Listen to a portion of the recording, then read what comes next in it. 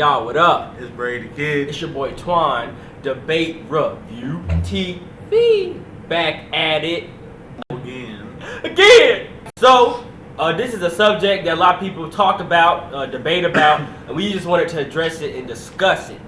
As you guys have experienced, a lot of popular battle rappers from the URL, UW, KingOfTheDot, DontFlop, wherever it is, a lot of them seem to be in a comfortable state of mind to where it's like their popularity can overshadow their performance, their bars and stuff like that. And we're not trying to bash any of the battle rappers. Shouts to every battle rapper. But we just want to make a statement. Like, you know, there should be some penalizations. There should be some penalties on that. So, this is how we're going to do it. We're going to categorize penalties based off of preparation, chokes, and sportsmanship. Those are the three things that, you know, have to coincide with each other while a battle rapper is on stage. So, without further ado, let's get right into it. First, we're going to do sportsmanship. Sportsmanship thing. A lot of battle rappers, especially when they're at home, when they're on their own turf, really feel like it's okay to talk to the crowd, turn around, talk to their entourage, talk to smack about whatever the hell they're talking about. You know, really, just not really turn their back on their opponent or whatever. You know, just being real disrespectful and not listening, because a lot of times when that happens, especially when someone's on the road, they already have it bad enough, so they're not gonna do that to make it even worse for themselves. You know what I'm saying? They're not gonna talk while the other person's going to, because that's gonna hurt their chances even further, especially on the road. It's just not cool. It's not disrespectful. And since you know the whole culture is getting a lot bigger, and people are looking at it, you know, as if it's a sport. You know what I mean? So it's like there's a certain level of professionalism that the rappers need to really carry with themselves, and the way sometimes niggas just do crazy shit like with the way they behave on stage. Now, the only person I can say as an exception, because it's more like his signature is Daylight. You know, he does crazy shit on stage, but that's just Daylight. You know what I mean? Like, but as far as talking and turn around, not really giving a fuck about what their opponent's talking about. You know what I mean? That's not real cool.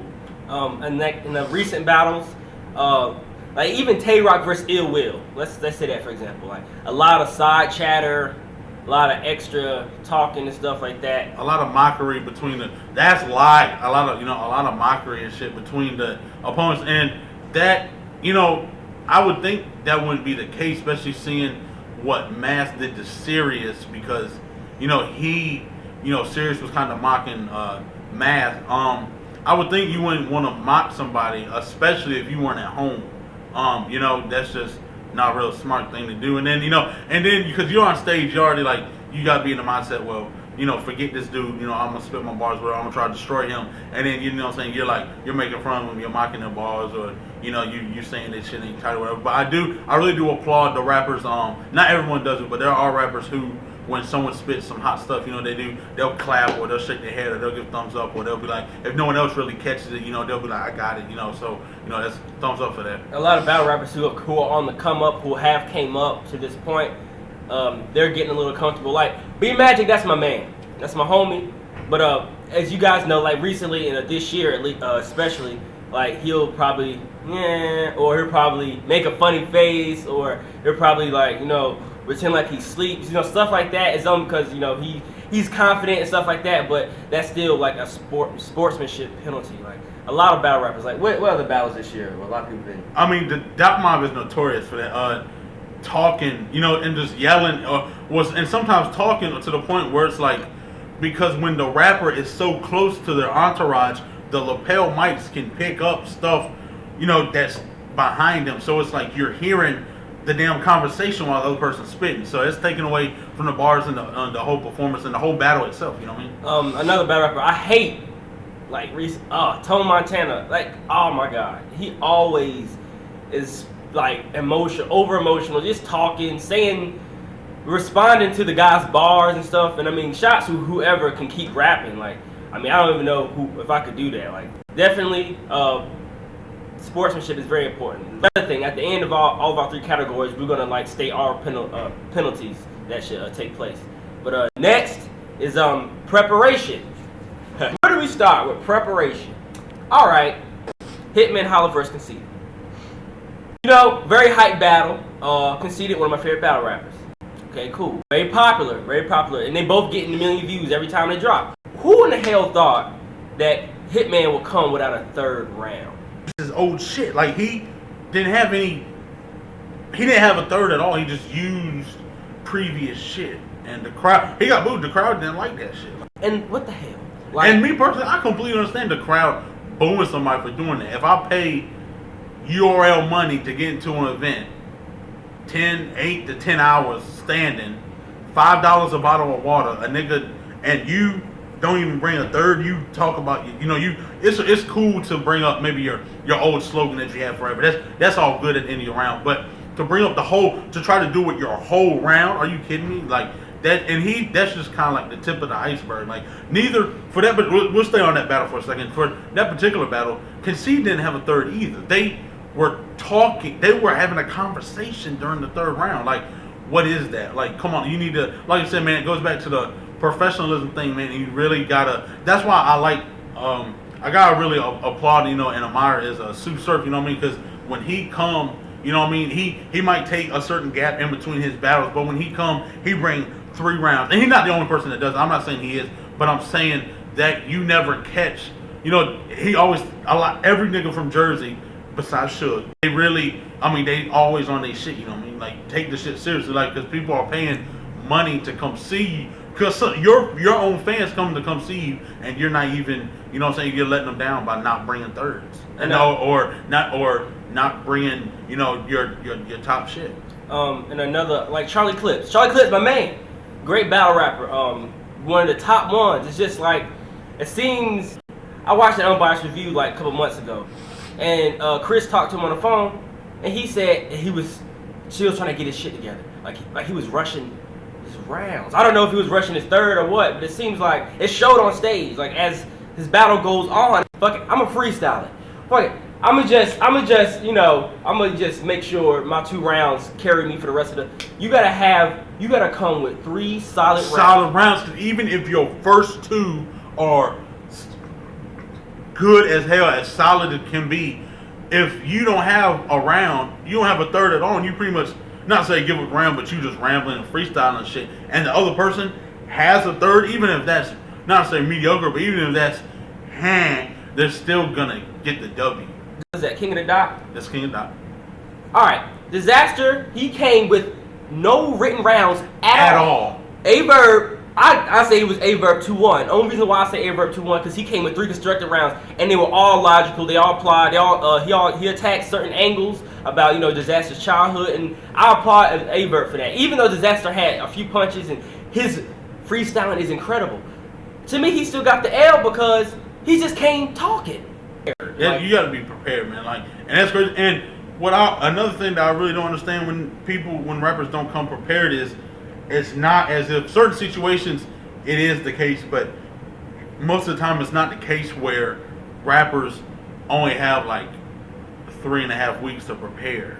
I mean, it's like you have 3 months or 4 months. Sometimes it's short notice though. Sometimes it may be somebody may back out or something may happen where where it's like Smack has to rush and try to find anyone who will take it. And I applaud people who do take battles on short notice and still come with it. But I mean, like, you have time to prepare. It's almost as if, procrastination comes into play. Like, you goof off and then like, oh shit, I only got like a month left before I battle. Let me start writing. Like, no, because by the time that third week come around, you're still probably gonna be on your round 2, and you're not gonna, the week of the battle, you're not gonna have a third. So lastly, last category before we talk about the penalties, choking. Choking has been hold on. I don't know if it's nervousness, stage fright. I don't know if it's blackouts. I do not know what it is. But as you guys know, I'm sure you guys seen Tay Rock versus Ill Will. We personally are Ill Will fans. Like, he came through the Proving Grounds killing shit, BET killing shit. We did not expect for him to choke against Tay Rock. No diss to Tay Rock. And he's not a top 2 battle rapper. So, that's cool. But this right here, that battle is gonna kind of like follow him, because that was his first main stage battle. Yeah, that's his first one. It's not a real good look to start off like that. To start, your very first one on the main stage. There is a difference between choking and non-preparation. If look, I'm gonna use Big K as an example. Big shit. K, I believe, he has potential. Whatever, he's not at that point yet. You know what I mean? But he does have potential. But it's a difference when he's spitting. Let's say he got through his first round. He in the middle of his second round, and shit freeze. You know what I mean? Shit lock up. That is not the same thing as Charlie Clips come to the battle, or let's use Disaster come to the battle without any written material at all. That's not the same thing at all. Different thing. Like X Factor. Take X Factor for example. Last year, one of the biggest battle rappers of last year and the year before that. Ever since the O-Red versus X Factor battle, then the Goods versus X Factor battle, it seemed like fans just start fucking with him, all because he wasn't prepared and he choked. Like he would choke and not be prepared. No one isn't even speaking on X Factor right now. Like that's a good example of how you being top tier, but it don't matter if you ain't bringing your shit. Exactly. After a certain point, the fans are gonna be like, forget this. I'm gonna find somebody else who, if they're bringing, if they're bringing this shit, then I can rock with them. Because at the end of the day, all the fans want is a good performance and they want to hear bars. You know what I mean? And they want entertainment. You know what I mean? So yeah, I'm sure there are some contracts. I know with every league, but I know URL they have contracts. I know Daylight was spazzing talking about there's been no contracts. We never signed anything. Blah blah blah. I know there is a type of contract, and I think that choking, bad sportsmanship, not bad preparation, there should be some money taken out. There should be a thing where your video comes out last or not where it said it was going to be.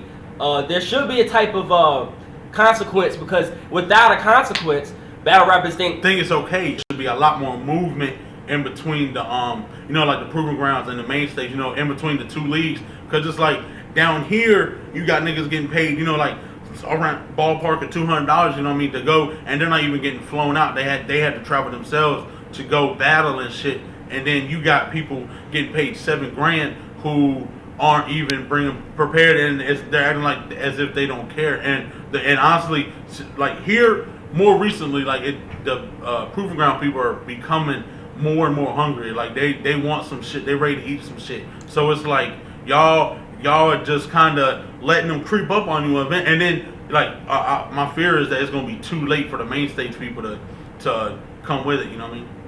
So yeah, bro.